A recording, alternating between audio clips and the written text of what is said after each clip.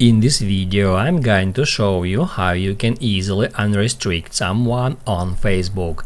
Be sure to watch the video to the very end so you don't make any mistakes, and of course do not forget to like this video and subscribe to my channel. Thanks guys.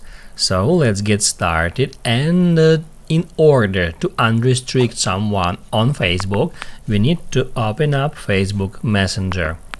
Once you've done that, tap at menu, go to settings by tapping at that gear. After that, tap at privacy and safety, and that's where we can easily find restricted accounts. If we tap on it, it will show us all the users we have restricted. To unrestrict someone, just tap at their name and then tap at Unrestrict. That's how you can easily unrestrict someone on Facebook and Facebook Messenger.